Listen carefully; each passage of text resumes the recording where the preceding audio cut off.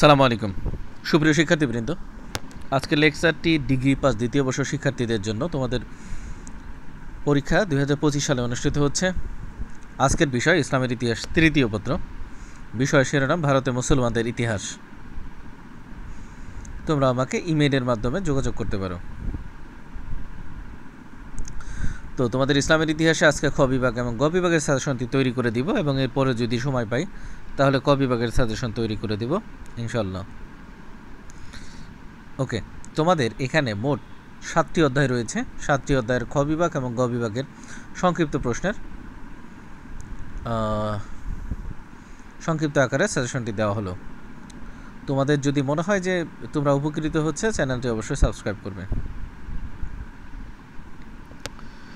তো 1 নম্বর অধ্যায়ের খ বিভাগের প্রথম প্রশ্ন, রাজা দাহিরের পরিচয় দাও। সবগুলো প্রশ্ন ইম্পর্টেন্ট, কিন্তু 3 স্টারগুলো মোর দেন ইম্পর্টেন্ট।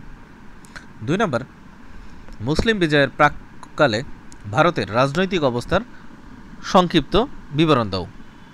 এটিও হচ্ছে 3 স্টার দেওয়া প্রশ্ন। ওকে, এরপর আমরা 1 নম্বর অধ্যায়ের গ বিভাগে যাব। গ বিভাগের প্রথম প্রশ্ন, ফলাফলের বিশেষ উল্লেখপূর্বক আরবদের সিন্ধু বিজয় আলোচনা করো। এটিও 3 স্টার দেওয়া প্রশ্ন। এরপরে 2 নম্বর অধ্যায়ের খ বিভাগের প্রথম প্রশ্ন, মোহাম্মদ ঘুরির পরিচয় দাও। 2 নম্বর, শাহনামা সম্পর্কে টিকা লিখো।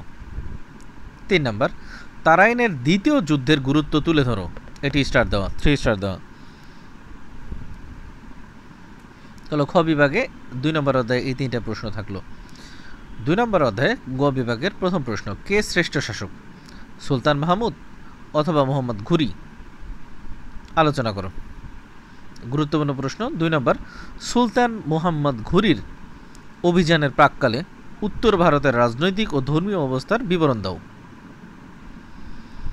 ওকে, 2 নম্বর অধ্যায় শেষ। 3 নম্বর অধ্যায়ের খ বিভাগের প্রথম প্রশ্ন, সুলতান ইলতুৎমিশ মঙ্গোল আক্রমণ থেকে কিভাবে ভারতকে রক্ষা করেন?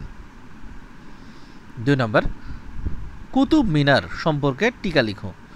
এখানে ভুলে কয়ের জায়গায় স হয়ে গিয়েছে, এটি ইম্পর্টেন্ট। 3 নম্বর, সুলতান গিয়াসউদ্দিন বলবানের রক্তপাত ও কঠোর নীতি সম্বন্ধে লিখো। এটি হচ্ছে অনেক বেশি ইম্পর্টেন্ট। 3 নম্বর অধ্যায়ের গ বিভাগের প্রথম প্রশ্ন, সুলতানা রাজিয়ার শাসনকাল সম্পর্কে আলোচনা করো। 2 নম্বর, দিল্লি সালতানাতের প্রতিষ্ঠাতা হিসেবে কুতুবউদ্দিন আইবেকের কৃতিত্ব মূল্যায়ন করো। এখানেও দেখো, এটি খুবই গুরুত্বপূর্ণ প্রশ্ন। আমরা 4 নম্বর অধ্যায়ে চলে যাব। 4 নম্বর অধ্যায়ের খ বিভাগের প্রথম প্রশ্ন, মালিক কাফুর পরিচয় দাও। 2 নম্বর, রাজা গণেশের পতনের কারণগুলো সংক্ষেপে লেখো। দুইটাই দেখো স্টার মার্ক দেওয়া প্রশ্ন, খুব গুরুত্বপূর্ণ। এরপরে 4 নম্বর অধ্যায়ের গ বিভাগের প্রথম প্রশ্ন, বিজেতা হিসেবে সুলতান আলাউদ্দিন খিলজির কৃতিত্ব মূল্যায়ন করো। এর মাধ্যমে 4 নম্বর অধ্যায় শেষ। আমরা 5 নম্বর অধ্যায়ে যাব। 5 নম্বর অধ্যায়ের খ বিভাগের প্রথম প্রশ্ন, মোহাম্মদ বিন তুগলকের রাজধানী স্থানান্তর সম্বন্ধে লিখো। 2 নম্বর, মোহাম্মদ বিন তুগলকের তাম্র মুদ্রা প্রচলন পরিকল্পনা সম্পর্কে সংক্ষেপে আলোচনা করো। 3 নম্বর প্রশ্ন, ইবনে বতুতার পরিচয় দাও। 5 নম্বর অধ্যায়ের গ বিভাগের প্রথম প্রশ্ন, সুলতান ফিরোজ শাহ তুগলকের শাসন নীতি আলোচনা করো। অনেক বেশি গুরুত্বপূর্ণ প্রশ্ন। 2 নম্বর, তৈমুর লংয়ের ভারত আক্রমণের সংক্ষিপ্ত বিবরণ দাও। ইহার ফলাফল কি ছিল? এটাও অতীব গুরুত্বপূর্ণ প্রশ্ন। আমরা 6 নম্বর অধ্যায়ে চলে যাব। 6 নম্বর অধ্যায়ের খ বিভাগের প্রথম প্রশ্ন, পানিপথের প্রথম যুদ্ধ। পানিপথের প্রথম যুদ্ধের গুরুত্ব বর্ণনা করো, অথবা পানিপথের প্রথম যুদ্ধে বাবরের সাফল্যের কারণ কি ছিল?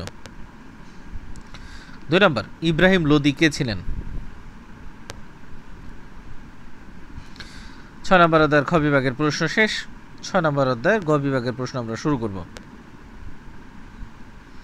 গ বিভাগের প্রথম প্রশ্ন, সৈয়দ বংশের শাসনকাল আলোচনা করো। 2 নম্বর, তুমি কাকে লোদি বংশের শ্রেষ্ঠ শাসক মনে করো? তোমার উত্তরের সাপেক্ষে যুক্তি দাও। 3 নম্বর, দিল্লির লোদি বংশের উত্থান ও পতনের ইতিহাস বর্ণনা করো। এটি অনেক বেশি গুরুত্বপূর্ণ প্রশ্ন। 4 নম্বর প্রশ্ন, দিল্লি সালতানাতের পতনের কারণসমূহ আলোচনা করো। এটি অনেক গুরুত্বপূর্ণ প্রশ্ন। ওকে, আমরা 7 নম্বর অধ্যায়ে, সর্বশেষ অধ্যায়ে চলে যাচ্ছি। তো 7 নম্বর অধ্যায়ে দেখো খ বিভাগের প্রথম প্রশ্ন। ওকে, খ বিভাগে আমার প্রশ্ন নাই। গ বিভাগের প্রথম প্রশ্ন, মুঘল সাম্রাজ্যের প্রতিষ্ঠাতা হিসেবে বাবরের কৃতিত্ব মূল্যায়ন করো। 2 নম্বর প্রশ্ন, সম্রাট আকবরের ধর্মনীতি আলোচনা করো। 3 নম্বর প্রশ্ন, শাহজাহানের রাজত্বকালকে মুঘল আমলের স্বর্ণযুগ বলা হয় কেন? 4 নম্বর প্রশ্ন, মুঘল সাম্রাজ্যের পতনের কারণগুলো সংক্ষেপে লিখো। ওকে, এটি 7 নম্বর অধ্যায় ছিল। 7 নম্বর অধ্যায়, এরই মাধ্যমে 7 নম্বর অধ্যায় শেষ হলো। তো এটি আমাদের শর্ট সাজেশন। এই সাজেশনটি আশা করি অনুসরণ করলে তোমার সব কমন পড়বে। তোমাদের পরীক্ষা কেমন হয় অবশ্যই জানাবে। তোমাদের সবার জন্য শুভকামনা রইল। আল্লাহ হাফেজ।